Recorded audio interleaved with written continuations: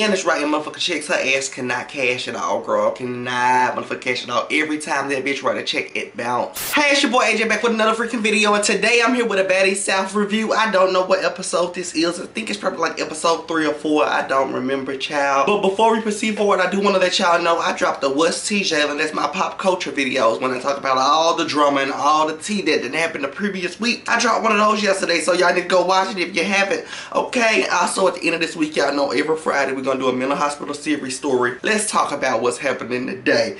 So let's roll this intro. We're gonna get right on into it.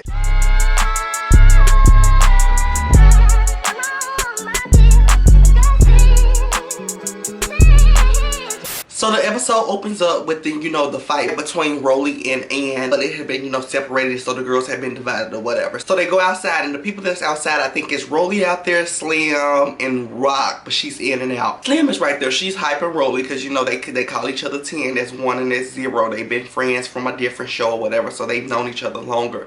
So, of course, Slim is out there hyping her and, like, telling, Rolly, you beat her fucking ass, bitch. You beat her fucking ass. So I don't know how long Rolly and Slim was outside and Slim was hyper Rolly, but they panned to Bree downstairs or upstairs. I don't know where Bree is. She probably downstairs because she wasn't upstairs. Bree is on the phone. She has to call Persuasion, of course, and give Persuasion this motherfucking tea because Persuasion's out getting checked at the doctor, child, because bitches have been biting, scratching, and tearing her ass up. Of course, Bree is gonna call Persuasion and give her that motherfucking tea, girl. She's telling her, like, girl, bitch, they was Aaron Duke and they was in here motherfucking fighting, Sway like, damn, she must the old, old beat down. And let me tell you something, if I was in the house, I would be so mad if I missed the old beat down, because I know I'll probably have to wait to see the beat down till everybody else. I would need the clip. Let me tell you something, I would be talking to the producers, hey, you can't slide me that clip. I would need the clip, bitch. I would be so mad if I was at the house and didn't get the clip. So they pan back outside and Slim tells Rolly something that I wish she didn't even say.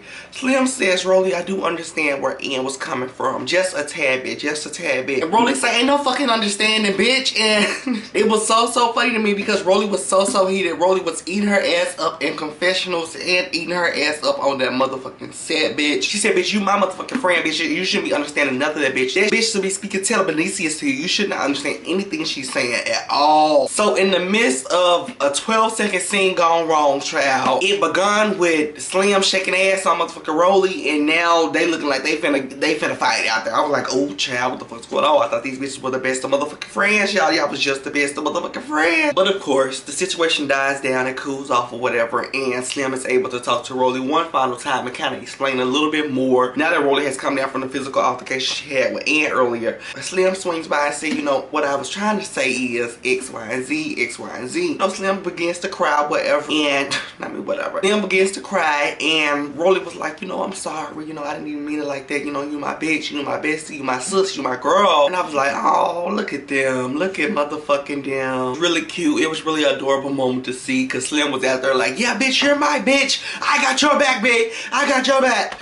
I got your back, man. I got your back. I got your back, man. I got your back. That's what Slim was out there giving, child. So I really started to tune out, you guys, even though I was paying attention and I was taking my, like, show notes or whatever. But I started to tune out. I don't know how this situation happened. I know, like, Jela came out, you guys, and she was talking to Rolly, and she was trying to, see what's going on. And Rolly said something. I don't remember what Rolly said off the top of my dome, and I don't have it typed down. But it triggered Jela to go and check Ann. When Jela first went up to Ann, it was giving like, hey, girl, how you doing, sister? Sister, how the kids? How your mama? It was giving like, hey girl, how you doing? And Jela did not come with any of the smoke. I don't know where the smoke came from, bitch, but Jela did not come with any of the smoke. I was like, girl, when you was outside talking to Rolly with them and you was acting like you was finna go check this bitch, and now you going to check on her and her mama and her homegirls. So when Jela finally grows a pair of balls, child, and actually checks in on what she came down there for, Jela sounded like she was shaking in her motherfucking boot. It sounded like the bitch was finna shit herself. I didn't know what the fuck. I was like, Jela, she just sounded, it didn't sound believable. It just felt like she was scared. I'm sorry. Jela sounded like she was out of breath. I don't know if she did like a motherfucking run around the neighborhood before she went down to check her. But girl, when she got there, she sounded scared. She sounded very timid, scared, and voice shaking. I was like, ooh, child.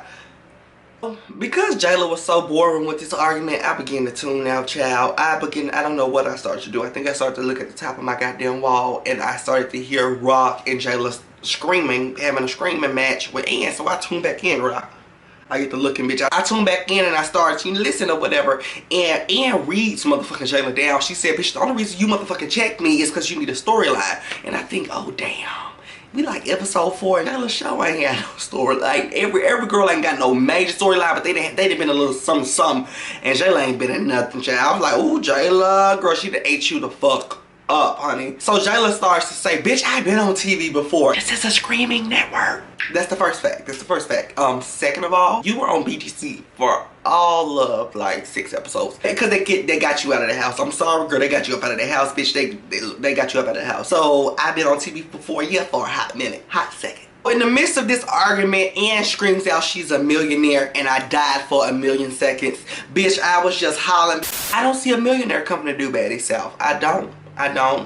So I just thought it was hilarious. I started to fucking cackle. Had to pause the fucking show because how dare Ann the Cloud Chaser say she's a fucking millionaire. I died. My overall feeling for Ann, you guys, because both of these episodes it's just been Ann this, Ann that. Ann is writing motherfucking checks. Her ass cannot cash it all, girl. Cannot motherfucking cash it all. Every time that bitch write a check, it bounce. And you know, she's Cloud Chaser, Cloud Chaser. I feel like she wasn't prepared for the amount of bitches to be in this house ready to beat her motherfucking ass. She probably thought she was gonna just scrub like 1 or 2, but now you got all these bitches on you. So Ann dismisses herself, child. She goes upstairs. I don't know what Ann's doing. Ann is upstairs, child. So Jela's downstairs with Rock just sitting there and screaming and screaming and screaming to a bitch that is not studying them at all. Literally, Jela is downstairs going off like, I'm not that bitch. I'm da da da da da da. And Ann is upstairs fucking herself with her rose. I don't know what Ann is doing. Maybe she's upstairs fucking herself with a rose for real. But bitch, Ann is not giving a fuck. Ann is not really. Ann has went upstairs. Ann has paid this bitch motherfucking dust. D-U-S-T. Dust. And Jela is still going rah, rah, rah, rah downstairs. And I was like, ugh. And the whole situation about it is, Jela didn't sound believable at all. She did not sound believable at all. And that was the only thing that was bothering me because I love a good argument. I don't give a fuck if they're arguing over toilet tissue like first season, bitch. I love a good argument. But Jela did not sound believable. She sounded scared. She sounded like she was watching over her shoulder because she didn't know if a bitch was gonna bust her in the back of her motherfucking head if she was saying a little too much. Like Jela sounded scared. So in the midst of Jela's scream attack, Rolly and Slim comes downstairs to see what's going on. And Rolly is just over the fucking drama. Rolly is over the fucking drama. So Rolly is kind of asking a couple questions and figuring some shit out. And like asking, well, this happened and this happened. Well, did you say this? And well, this bitch said this. And you know, situations are broke down so Rolly can get into like a full explanation of what's going on and why these bitches are down here doing the screaming battle with bitches that's not even around. 10, aka Rolly and Slim, child, they are reading Jela down in these motherfucking confessionals, especially Slim. She said that she feels like Jela is a messy ass bitch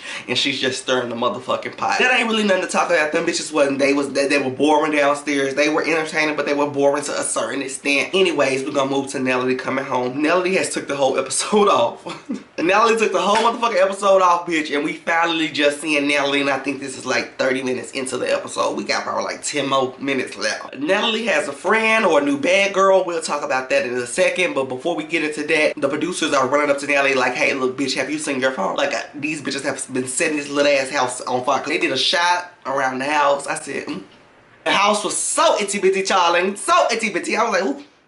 It was so itty bitty. So they told Nelly, like, Nelly, they told this little ass house down, girl. They told this little ass house down. We've been waiting on you. Where have you been? What's going on? They moved Natalie and the new girl inside of the house and they called a production meeting. So the producers are going around to each room and letting the girls know, like, hey y'all, come on downstairs. It's time to meet. Natalie's back. We have some things to talk about. We have some things to show you guys. So everybody comes down. Everybody comes down. Even Ann. I thought Ann was going to stay up in her room, child. But Ann came on down. In the midst of Ann coming into the room, somebody, I think it was Jela, is talking about Ann this, Ann that. And Ann says, Ann what? And Ann what? I said, yes! I don't like Ann, but I love a bitch that checks a bitch. Because... Bitch, what? You thought I was gonna come down here. You thought I was gonna hear you when you was talking your shit. And what? Girl, and it was my good old, it gave me my good old key. It gave me my good old key. I'm messy. It gave me my good old key. Of course, production cools things off, separates the girl. Actually, production actually sits in the middle of Ann and all the other girls' shot. I said, come on. So of course, Nelly Nunn brings her a new addition on into the house, child. Before the new addition could tell who they were, Nelly goes the fuck off like some middle school teacher. My phone's been blowing off the ringer. They've been calling me and y'all have been acting crazy and this. I was like, girl, you just trailblazing motherfucking Sarah ass and knocking her through every motherfucking couch in that Airbnb just an episode ago. So calm it down. So after Nelly does her single mom, you know, spill, child, to the girls and telling them that, you know, y'all need to act like this, act like that, she introduces Scotty.